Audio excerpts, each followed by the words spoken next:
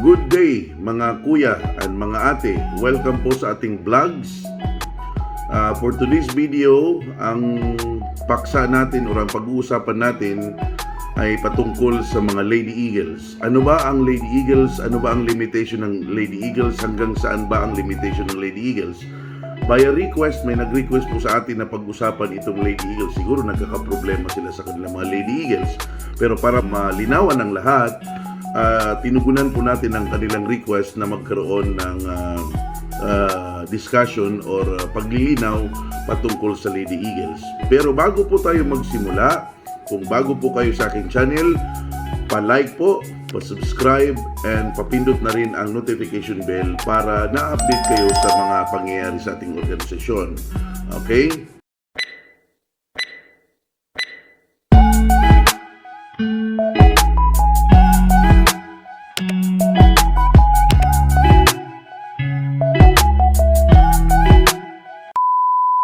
So ano ang sinabi ng ating Magna Carta or ano ang sinabi ng ating saligang batas patungkol sa mga Lady Eagles? Ito, basahin natin. Mula sa Book 8, Section 3, Chapter 1, Section 3, Lady Eagles, wives or ladies of bona fide eagles may organize a Lady Eagles group under the auspices of the club to which the bona fide eagles belong, but the formation of such group shall be complementary to and subject to the direction and control of the club or the mother club. Binanggit naman sa Chapter 3, ganun din sa Book 8, pero Chapter 3, Section 1, Lady Eagles Group, wives or ladies of a bona fide eagles may organize a Lady Eagles group either in the club level or in the national level, subject to the approval of the club. If it shall have been organized within the club or of the Philippine Eagles, if it shall have been organized in the national level, the group shall undertake project which shall be complementary and consistent with the objectives of the club and of the Philippine Eagles. Binanggit din naman sa last part ng ating Magna Carta, National Bill number 040-15-15. Alright, so anong sinabi sa letter D2? Another amendments of the Magna Carta is the provision of Section 3, Chapter 1, Book 8, Lady Eagles. In this particular amendment, the phrase wives or ladies will be changed to lady and wives of eagles. This means that lady and wives of eagles may organize a Lady Eagles Club duly recognized by the Fraternal Order of Eagles under the supervision of the male club where they belong. They can only organize up to club level only, and they cannot hold position in the regional and national level. Said Lady Eagles Club will be under the chairperson of the First Lady of the National President. The term lady in the provision is any woman of legal age, whether single or married, and not necessarily wife of an Eagle member. Mga kuya, para po sa inyong kaalaman, ang Lady Eagles po, katulad ng binanggit natin kanina sa Book 8, ang intensyon ng ating mga forefathers, ang intensyon ng ating mga elder sa Lady Eagles is intended yan para sa mga asawa ng regular member. Okay, lagi ko po itong sinasabi sa mga leadership training, sa mga Orient Seminar, leadership seminar, na ang Lady Eagles is intended only sa asawa ng Eagles. Unfortunately, if I can remember, in 2008, nag-start ang pagpasok ng mga Lady Eagles na hindi asawa ng Agila. Okay? So, hindi yun namalayan ng mga previous leaders. Pagdating ng 2024, okay, talagang umalingaw-ngaw yan, pinag-usapan sa Davao, pinag-usapan talaga sa Tagum City during the time of Inoy Balindong when he was the national president. Pagdating ng succeeding year, 2015, ako at si Jimmy Hillior ang nag-propose, particularly ang inyong lingkod, okay? Sinuportan ako doon ni Kuya Jimmy Hillior na palitan yung word na ladies. Instead na ladies, gagawing lady. Kasi ang pagkakaintindi ng iba, asawa, wives, or ladies. Ano naman, kumbaga parang maliwanag naman ang pagkasabi na wives or ladies. Ibig sabihin, asawa lang ng agila. Kaya lang, iba yung interpretation ng iba. Asawa, mga kabit, parang ganun. Ladies kasi. So, para klaro, ginawang word na lady. Now, ang word na lady ay isinama na ang mga hindi asawa ng agila. Kumaga, kinonsider na sila na maging bahagi ng ating organisasyon kahit hindi asawa ng agila. Gawa nga ng merong mga previous na recruitment sa mga Lady Eagles na hindi naman asawa ng agila. So, hanggang saan ba ang limitation nila? Nabasa nyo naman siguro yung provision na hanggang club level lang sila. Paano ba mag-organize ng Lady Eagles? Actually, mga kuya, mga ate, kung tutuusin, ang formation ng Lady Eagles ay hindi na kailangan, kung tutuusin, hindi na kailangan ipaalam sa national leadership na magbubuo kami ng Lady Eagles Group or Lady Eagles Club because the Lady Eagles formation is under lang yan sa club. Whether they like it or not, whether gusto nilang mag-create or hindi, nasa power yan ng mga club level ng mga lalaki. Ngayon, kung magtatatag sila ng Lady Eagles, dapat ang pangalan ng Lady Eagles ay naka-align doon sa pangalan ng lalaki. Ibig sabihin, halimbawa lang, Quezon City Eagles Club, ang Lady Eagles Club na bubuuin nila ay Quezon City Lady Eagles Club. Ang mababago lang doon sa pangalan ng lalaki is yung word na lady. Okay. Ngayon, ano ba ang function ng mga babae? Well, of course, maliwanag naman that the Lady Eagles is auxiliary member, support team ng mga lalaki. Lagi ko itong sinasabi. Ang problema ngayon, dahil naging practice at tinutolerate din yan minsan ng mga national president or national office na minsan ang mga babae, sino bang hindi magrereklamo kung ganito ang sistema, di ba? Na hindi sinusunod ang tradisyon, hindi sinusunod ang practice, hindi sinusunod ang culture ng pagdating sa mga Lady Eagles. Kasi ang Lady Eagles, kagaya ng sinabi ko, ulitin ko, na ang formation ng Lady Eagles ay power yan ng club level. Kahit, the approval of the creation of the Lady Eagles is not necessarily na ipa-approve sa region or ipa-approve sa national leadership. Hanggang club level lang yan. Okay, so meaning to say, ang kanilang formation, ang kanilang galaw ay nasa pangangalaga ng mga lalaki. And remember, the word auspicious. Well, sorry, it's not auspicious. It's auspice. Meaning, pati pinansyal. Pati pinansyal, tingnan niyo sa dictionary, pati pinansyal, obligado ang mga lalaki na sila ang mag-defray doon sa mga expenses ng babae. So ngayon ang tanong, bakit hindi kami magrereklamo ng mga babae? Pinapabayad nyo kami ng katulad sa bayad sa lalaki. Binigyan nyo kami ng charter grant, katulad sa lalaki. Although walang nakasulat ng charter grant, pero ang installation, ang induction ng babae, pinadaan din sa forefellers. Meaning, parang equal na sa lalaki. So, doon tayo nagkakamali minsan ng mga lalaki. Okay, mga kuya? Dapat kasi, kung ang tanong nyo sa akin, tama ba na bigyan ng charter grant ang mga babae? It's a no-no policy. Because, again, membership, balikan natin. Membership to the Philippine Eagles shall be by club. Okay? So, anong club? For male membership only. Anong sinasabi mo, Kuya Alex, na for male membership only? Because this is fraternity. This is not sorority. Or hindi siya fraternity and sorority. This is exclusively para panglalaki. So, ibig sabihin, ang charter grant ay ibinibigay lang sa mga lalaki. Ang formation ng mga Lady Eagles ay nasa pangangalaga or nasa kapangyarihan ng mga lalaki. Kung gusto nila mag-create, pwede. Kung ayaw nila mag-create, pwede. Okay, depende yun sa kanila.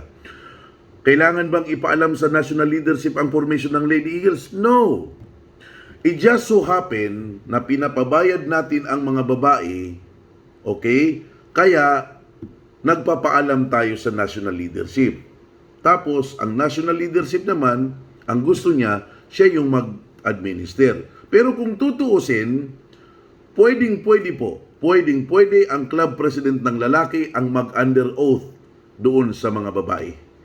Kahit hindi na ang regional governor or kahit hindi na ang national president. Well, andun yung tinatawag natin na courtesy, respeto.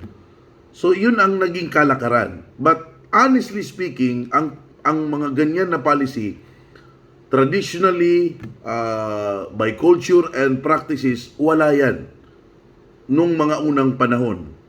Na bago lang dahil nagkaroon ng misconception. Kaya, ang mga babae ngayon, lalo na yung hindi mga asawa ng agila, claim nila same level with the lalaki. Well, of course, para po sa kaalaman ng mga babae, sa ating mga minamahal na ate, hindi po equal pagdating sa rights and privileges ang lalaki at saka ang babae. Ang binibigyan lang ng charter grant ay ang mga lalaki. Ang mga babae, kumbaga parang recognition lang. Recognition na sila ay na-create ng club. It is not necessary na ang national president ang mag-administer sa inyo. It is not necessary na ipa-approve pa sa national leadership. Okay? So, yun po. Ang nag-PM sa akin, ang sinabi niya doon, Kuya, paki-explain naman about sa power or yung limitation ng mga Lady Eagles kasi nga minsan nag-overpower na sila sa amin. Ayaw na nila sumunod sa amin. Well, ito ang masasabi ko. Kung ang Lady Eagle, individual or more than one, siguro 3 sila, 4 sila, na hindi sumusunod sa patakaran ng male club, pwede niyo sila tanggalin. Meron kayong karapatan na tanggalin ang kanilang membership because at the end of the day, kayo ang may kapangyarihan sa mga babae. Tayong mga lalaki, ang may kapangyarihan, may control sa mga babae. That's why the provision, ang unang provision na is intended sa mga asawa. Okay? So ngayon, inadapt na yung hindi asawa ng agila, ay susunod pa rin sila doon sa kung anuman ang patakaran ang agila na meron tayo. Okay? I hope maliwanag po yan sa inyo. Ngayon, ang tanong, magkano ba ang payment ng mga babae? Yan ang problema. Dahil pinapabayad natin sila ng equal sa lalaki, sino bang hindi magrereklamo in fairness sa mga babae? So ang payment ng babae, as far as the national leadership is concerned, is only 700. At ang magbabayad dyan dapat ang mga lalaki kasi nga asawa mo yung ipapasok mo. So you will defray the expenses of the lady. Ang nangyari, maski hindi asawa ng agila, tinanggap natin. So, syempre sila yung magbabayad ng kanilang expenses. Now, ano yung 700? 300 para doon sa mga seminar nila. 100 para sa PIN. 100 para sa ID and 200 para sa dues ng club. Anong club? Babae? Lalaki? No. Mapupunta yan sa club ng lalaki.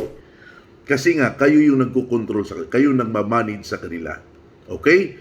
I don't know kung magkano ang kinokolekta ng mga quote-unquote ibang leadership sa mga babae. At lagi ko yan pinapait even before. But sino ba naman ako? Nag-iisa lang ako at hindi ko kayang supalpalin ang kagustuhan ng mga namumuno. But I'm speaking with you, mga kuya natin, kung ano yung totoo. Base sa Magna Carta, base sa aking nalalaman at base sa aking mga experience.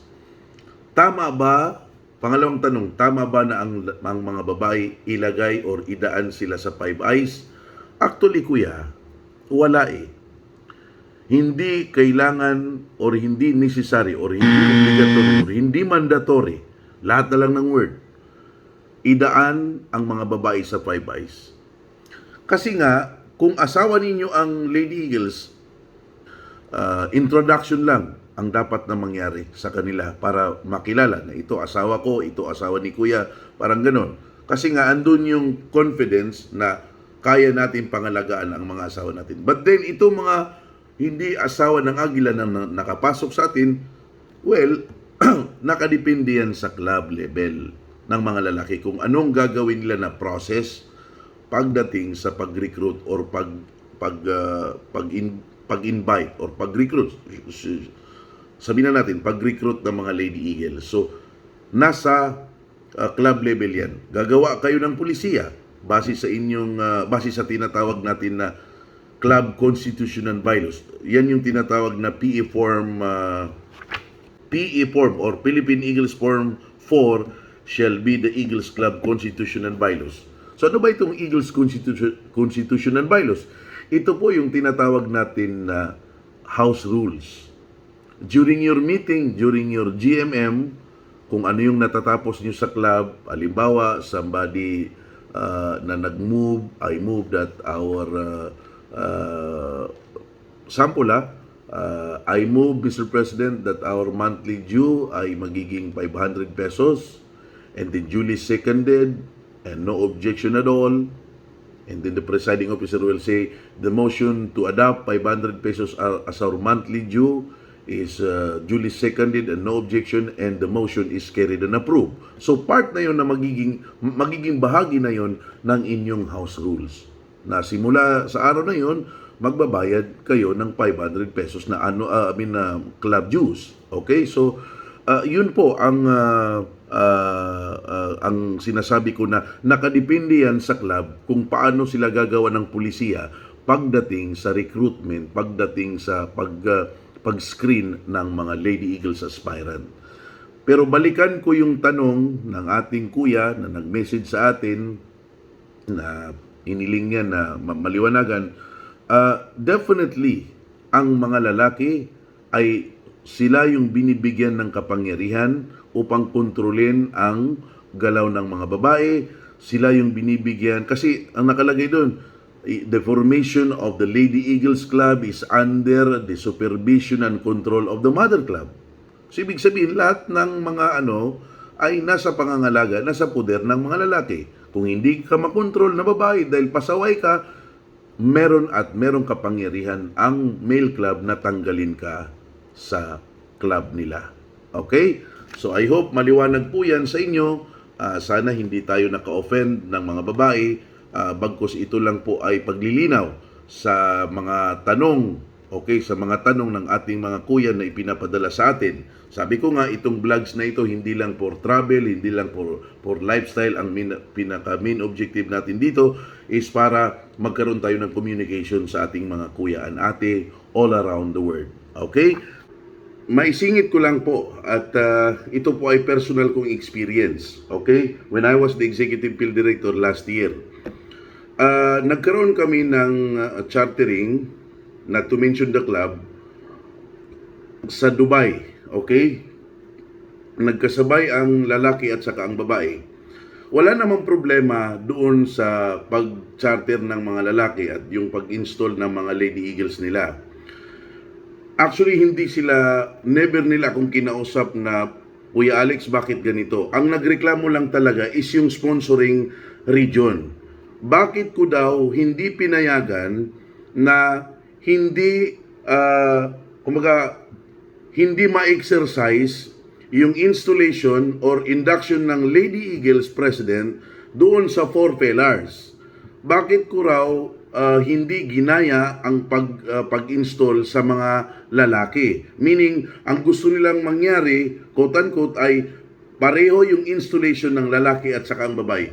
Yun po ang gusto kong linawin. Okay? Nagkakaroon sila ng reaction or siguro ganun yung reaction nila because hindi ko rin sila masisi dahil blind din sila sa mga pamantayan, mga patakaran ng ating organisasyon. Though existing region na sila, but honestly speaking, though nag-undergo sila sa leadership seminar and I don't know kung anong tinuro sa kanila, hindi ko rin alam kung sino nagturo sa kanila, but they are keep on insisting na dapat ang dapat daw na gawin sa mga babae is yung dapat na ginagawa sa lalaki. At ang lumabas pa na issue, pinahiya ko daw sila doon sa mga taga Dubai dahil hindi ko sinunod yung kagustuhan nila. Well, sorry to say, I am one of the senior field director at alam ko kung ano ang mga pamantayan ng ating organisasyon. Well, sabihin ko na dapat during the time, kung sa tingin ninyo mali ang ginawa ko, dapat doon pa lang nag-complain na sila sa National President.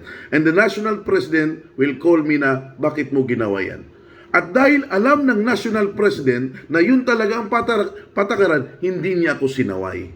Okay? Hindi niya ako, kumbaga parang hindi niya ako pinigilan. Dahil deep inside, alam na alam din ng National President na yun ang patakaran. Yun yung, kumbaga, yun yung daan. Yun yung process sa pag-charter or pag-create or pag-recognize ng mga Lady Eagles Club. Because once na gumawa tayo ng chartering, binigyan natin sila ng charter grant, at yung installation nila same with the lalaki, ang payment nila same with the lalaki, ang process same with the lalaki, anong sasabihin ng mga babae? We are equal. We are equal. So again and again, lagi ko itong sinasabi, we are Fraternal Order of Eagles. Okay? We are Fraternal Order of Eagles and male membership only. Maliwanag. Okay, ganun yun. Ang ating organization ay fraternity. At wala tayong pagbabatayan sa ating Magna Carta na nakalagay doon ang babae at saka ang lalaki equal. Okay? So yun po ang nangyari. Kasi sinasabi ko ito dahil personal experience ko po. Shout out naman kay Kuya Asyong Fernandez, ang mga Dabar cards dyan sa may Dubai. Gusto ko kayong kausapin in person. Actually, Kuya Asyong, Kuya Press. Meron lang akong gustong linawin kasi merong nag-accuse sa akin na governor, not to mention his name, allegedly in public nag-comment siya sa aking video when I intended to run as national president last year. At pinag-isipan ko mabuti at nag-advise din ang mga seniors, nag-advise din ang ating mga legal team kasi pasok yun sa libel eh. Okay? Kaya lang, ayaw kong magkaganon as much as possible because every time na magkaroon ako ng seminar, lagi kong sinasabi na no eagle shall broach his grievance in a court or any other forum. So yun, dapat pinersonal niyang IPM sa akin. In public, ginawa yun. But hindi ko na pinatulan because ayaw ko rin pumatol sa wag na lang. Okay? Para hindi lumaki yung issue. But then again, yun po ang pasensya na po. Ito na po yung pagkakataon na makahingi ng dispensa sa mga pinuntahan natin kuya noon. Unfortunately, nagkahiwalay tayo ng landas, nagkahiwalay tayo ng leadership. So, hinihiling ko yun na dispensa dahil yun po talaga ang patakaran. Yun po talaga ang panuntunan ng ating samahan. Ewan ko lang sa leadership ni Nelson kung babaguhin nila ang mga patakaran pagdating sa Lady Eagles. But as far as the Magna Carta is concerned, kung anong nakalagay sa provision ng Magna Carta at kung ano ang pinagdaanan ko for past 12 years, 13 years in Eagles, from 2010 until now, kung ano man yung mga tradition, practices, and culture na natutunan ko sa ating mga elders, yun po ang aking itinuturo, yun po ang aking ini-implement, yun po ang aking ini-inject sa lahat ng mga members. So maraming salamat po at magkita-kita tayo muli sa ating mga ibang vlogs at actually hindi ko pa nai-edit. Ang hirap mag-edit or ang hirap gumawa ng mga video na especially pag travel. Hindi ko pa na ipapalabas kasi yung pagpunta namin sa Singapore, yung pagpunta namin sa Qatar, and even yung sa Bahrain, hindi ko pa na ipapublish. Although na-upload ko na siya sa Facebook, pero sa YouTube hindi ko pa nagagawa. So anyway, again, maraming salamat po mga kuya. We'll see you again. Muli, ito po ang inyong kuya, Senior Field Director, Kuya Alexander Alag, na nagsasabi sa inyo, simula na ito my heart belongs to you and your heart belongs to my channel. Bye-bye at mabuhay kayong lahat. Mabuhay ang Agila.